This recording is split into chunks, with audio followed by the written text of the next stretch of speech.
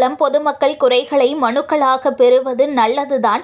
ஆனால் இது 6 மாதத்திற்கு முன் இது துவங்கி இருக்க வேண்டும் என்றும் 1330 குறளை மீறி ஆளுநர் மாளிகை வழங்கிய கேடயத்தில் 1331வது எழுதியிருக்கிறார்களா என்பது நல்ல வேடிக்கைதான் என பாமக நிறுவனர் ராமதாஸ் தெரிவித்துள்ளார்.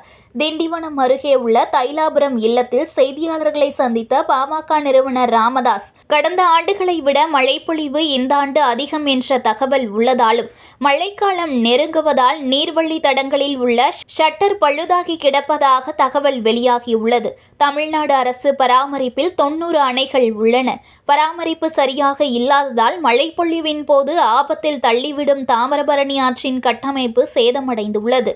தமிழகம் முழுவதும் ஷட்டர்கள், சங்கிலிகள், ரப்பர்கள் பழுதடைந்து உள்ளதால் வடகிழக்கு பருவமழை துவங்குவதற்கு முன் சரி செய்து விட்டால் பெரிய இழப்பிலிருந்து தப்பிக்கலாம். சேதமடைந்துள்ளதை சீரமைக்க 1000 கோடி ரூபாய் தாமதிக்காமல் விடுவிக்க வேண்டும் என கூறினார். திருபுவனம் அஜித் மரண வழக்கில் காவல்துறையின் செயல்பாடுகளுக்கு நீதித்துறை அதிருப்தி தெரிவித்துக் கொண்டுதான் இருக்கிறது. காவல்துறை தனது போக்குகளை மாற்றிக்கொள்ள வேண்டும். சென்னை காவல்துறையை நீதியரசர் வேல்முருகன் எச்சரிக்கை செய்துள்ளார். சூளைமேட்டில் 92 சவரன் நகை கொள்ளை போன வழக்கில் 8 ஆண்டுகளாக காவல்துறையினர் தூங்கிக் கொண்டிருந்ததை நீதியரசர் கண்டித்ததுடன் கடமை தவறும் அதிகாரிகளை நீதித்துறை களையும் என நீதித்துறை நீதியரசர் எச்சரித்துள்ளார். காவல்துறையினருக்கு யோகா, மன உடற்பயிற்சி செய்த பிறகு தவறிழைத்தவர்கள் என்றால் அவர்கள் காவல்துறை பணிக்கே தேவையில்லை. சென்னையில் விம்கோ நகரில் ரயில் சிறைப்பிடிப்பு தான் நடக்கிறது. புறநகர் ரயில்கள் எண்ணிக்கையை அதிகரிக்க கூறியும் ரயிலை சிறைப்பிடிக்கும் போராட்டத்தினை மக்கள் நடத்தியுள்ளனர். இது ரயில்வே துறையினரின் மெத்தன போக்கை காட்டுகிறது. ரயில்வே துறையில் வட மாநிலத்தவர்கள் நியமிக்கப்பட்டுள்ளதால் மக்கள் பாதிக்கப்பட்டுள்ளனர். வட மாநிலத்தவரை பணியில் நியமித்துள்ளதால் விபத்து மற்றும் காலதாமதம் பரிசாக கிடைக்கிறது. இதனால் மத்திய அரசு கவனம் செலுத்தி மக்கள் குறைகளை தீர்க்க வேண்டும். கும்மிடிப்பூண்டி அருகே ஆயில் ரயிலில் ஏற்றிச் சென்ற ரயில் எரிந்ததால் அப்பகுதியில் வசிக்கும் இருளர் சமூக மக்கள் பாதிக்கப்பட்டுள்ளதால் மருத்துவ முகாம் அமைக்க வேண்டும் என வலியுறுத்தினார். சென்னையில் 3 வயது குழந்தை காய்ச்சலால் உயிரிழந்துள்ளார். அருகில் உள்ள மாநிலத்தில் நிஃபா காய்ச்சல் அதிகரித்துள்ளதால் தமிழக அரசு முன்னெச்சரிக்கை நடவடிக்கை எடுக்க வேண்டும் என்றும், உங்களுடன் ஸ்டாலின் திட்டம் மூலம் பொதுமக்கள் குறைகளை மனுக்களாக பெறுவது நல்லதுதான். ஆனால் 6 மாதத்திற்கு முன் இது துவங்கி இருக்க வேண்டும். 4 மணி நேரத்தில் முதலமைச்சர் முகாமில் பெண்ணின் குறை தீர்க்கப்படுகிறது என்றால் அது பெருமையில்லை, சிறுமைதான். மருத்துவர்களுக்கான விழாவில் திருக்குறளில் இல்லாத ஒரு திருக்குறளை ஆளுநர் கேடயத்தில் வழங்கியது குறித்த கேள்விக்கு பதிலளித்த ராமதாஸ், 1330 குறளை மீறி 1331வது குறளை எழுதியிருக்கிறார்களா? நல்ல வேடிக்கையாத்தான் இருக்கிறது என கூறினார். பாமக தேர்தல் களத்தில் தான் இருக்கிறதாகவும், மகளிர் மாநாட்டிற்கான துண்டு பிரச்சுரத்தில் அன்புமணி பெயர் படம் இல்லை என்ற கேள்விக்கு கட்சி விளம்பரத்தில் வரலாம் என்றும் அழைப்பு விடுக்கப்படும், அவர் வரலாம், வராமலும் போகலாம் என தெரிவித்தார். ஒட்டு கேட்பு கருவி தொடர்பாக விசாரணை நடைபெற்று வருகிறது. ஒட்டு கேட்கும் கருவி யார் வைத்தார்கள், யார் சொல்லி வைத்தார்கள் என விசாரணை நடைபெறுவதால் இன்னும் 2-3 நாட்களில் அம்பலத்திற்கு வரும் என தெரிவித்தார். விசாரணை செய்தது சைபர் கிரைமா என்ற கேள்விக்கு தமிழகத்தில் சைபர் கிரைம் சைபராகி இப்பொழுது மைனஸுக்கு போய்விட்டார்கள். தமிழ்நாட்டில் சைபர் கிரைம் என்ற அமைப்பு இருக்கிற மாதிரி தெரியலையே என கூறினார். அன்புமணி விழுப்புரத்தில் 10.5% வழங்க நடவடிக்கை எடுக்காத திமுக அரசை கண்டித்து நடைபெறும் போராட்டத்தில் கலந்து கொள்வது குறித்து போக போக தெரியும் என பாடலாக பாடி தெரிவித்தார். முறையான பயிற்சி அளிக்க வேண்டும். முறையான பயிற்சி இல்லாமல் கடமையை செய்ய தவறும் காவல் அதிகாரிகளை நீதிமன்றமே வெளியேற்றும் என்றும் கழிந்து கொண்டிருக்கிறார் நீதியரசர் வேல்முருகன். 2028ஆம் ஆண்டு முதல் தற்போது வரை சூளைமேடு காவல் நிலையத்தில் பணியாற்றிய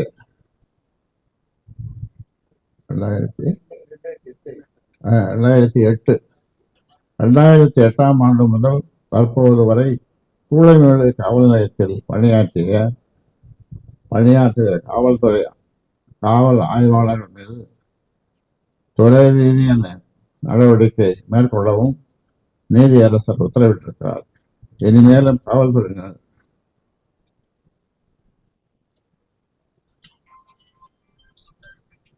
சட்டத்தின்பால் செயல்படாமல் போனால் அவர்களுக்குத்தான் அது இழப்பில் முடியும். தமிழ்நாடு அரசு காவல்துறையினருக்கு யோகா மற்றும் தியானம் போன்ற உடல் மனம் சார்ந்த பயிற்சிகளை தொடர்ச்சியாக அளித்து அவர்களை நல்வழிப்படுத்தி கைதூக்கி விட வேண்டியது கடமையாகும். மனப்பயிற்சியும் உடற்பயிற்சியும் ஒழுங்கே பெற்ற பின்னும்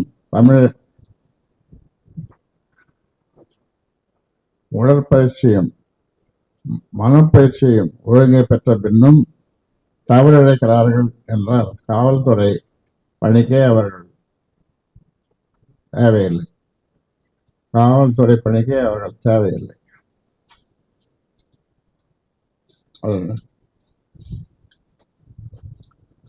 3 சென்னையில் விம்கோ நகரில் ரயில் பயணிகளின் ரயில் சிறைப்பிடிப்பு போராட்டம் அடிக்கடி நடக்கிற அளவுதான் தென்னக ரயில்வே நிர்வாகம் இருக்கிறது. குறைந்த நேரத்தில் ரயில்களை இயக்க வற்புறுத்தியும் புறநகர் ரயில்களின் எண்ணிக்கையை அதிகரிக்க கோரியும் கும்மிடிப்பூண்டியிலிருந்து சென்னை மார்க்கமாக சென்ற புறநகர் ரயிலை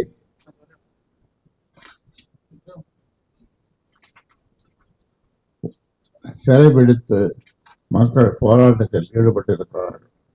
ரயில்வே துறை அதிகாரிகளின் மெத்தன போக்கால் நாள்தோறும் தாங்கள் பெரும் இன்னலுக்கு ஆளாகி வருவதாக அப்போது பயணிகள் வேதனை தெரிவித்துள்ளனர். சென்னையிலிருந்து கும்மிடிப்பூண்டி வரை உள்ள ரயில் நிலையங்களில் வட மாநிலத்தவர்களை பணியில் நியமித்து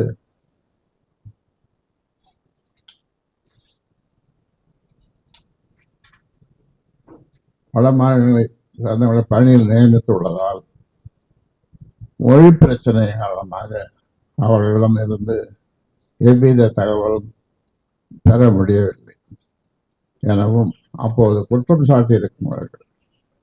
மொழி தெரியாத அவர்களை பணிக்கு எடுத்துவிட்டு விபத்துகளும் காலதாமதங்களும் நமக்கு பரிசாக கிடைப்பதை ஏற்க முடியவில்லை. மத்திய அரசு இது போன்ற சிறிய விஷயங்களிலாவது கவனம் செலுத்தி மக்களின் குறைகளை தீர்க்க முன்வர வேண்டும்.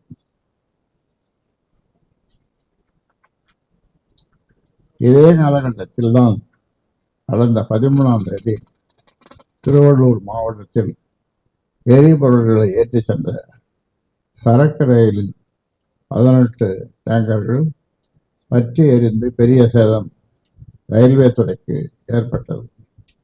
சரக்கு ரயில் பெட்டிகள் கவிழ்ந்து எரிந்த இடமான ஈழர் காலனி மற்றும் வரதராஜபுரம் மக்கள் 10 மணி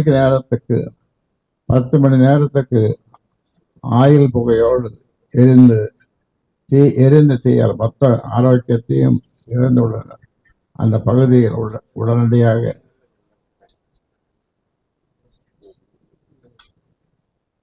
மருத்துவ முகாம் அமைத்து பாதிக்கப்பட்ட மக்களை காப்பாற்றிட மத்திய மாநில அரசுகள் முன்வர வேண்டும்.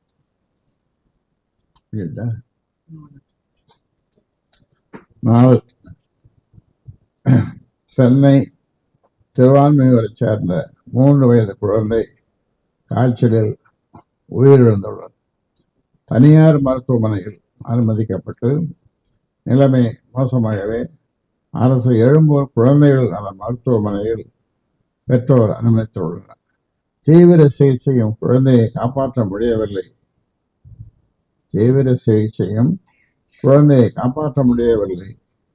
சில செய்தி ஊடகங்களில் குழந்தைக்கான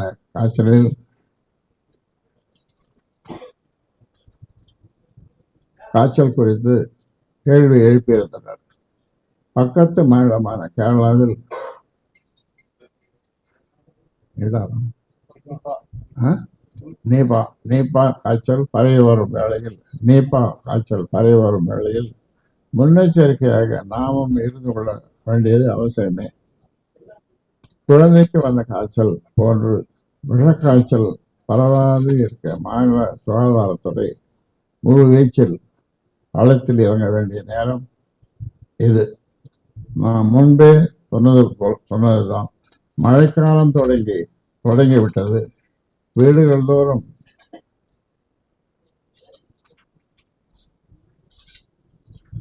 சுகாதாரத்துறை, மாநகராட்சி மற்றும் உள்ளாட்சி அமைப்பின் ஊழியர்கள் நேரில் ஆய்வுகளை மேற்கொள்ள வேண்டிய தருணம் இது. வருமுன் காப்பதே எப்போதும் நல்லது. அங்கே தமிழ்நாடு அரசின் உங்களுடன் ஸ்டாலின் திட்டத்தின் கீழ் சிறப்பு முகாம்கள் அமைக்கப்பட்டு பொதுமக்களின் மனுக்கள் பெறப்படுவதை செய்திகள் வாயிலாக அறிகிறேன். நல்ல விஷயம்தான். 6 மாத காலத்துக்கு முன்னர் இதை தொடங்கி இருக்கலாம்.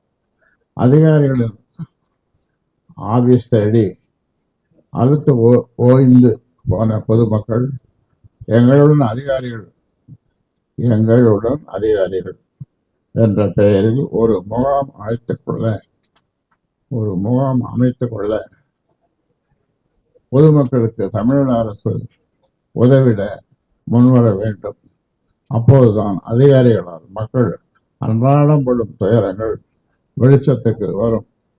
பொதுமக்கள் கொடுக்கக்கூடிய மனுக்கள் மீது எந்த அதிகாரியும் நடவடிக்கை எடுப்பது கிடையாது என்பதைத்தானே முகாம்களில் குவியும்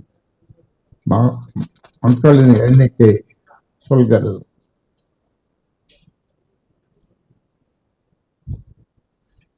நான்கு ஆண்டுகளில் தீராத பிரச்சனை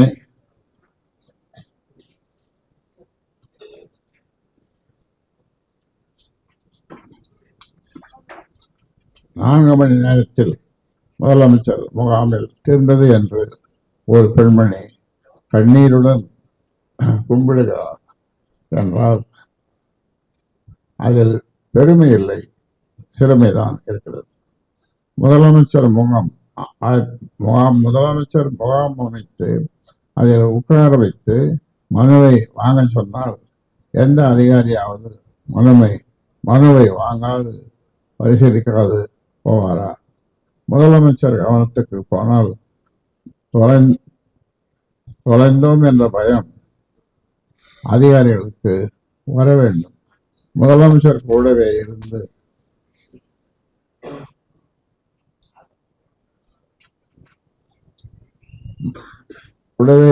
முகாம் போட்டால் மட்டுமே வேலை செய்வோம் என்ற எண்ணம் எந்த அதிகாரிக்கும் வராமல் பார்த்துக் கொள்வது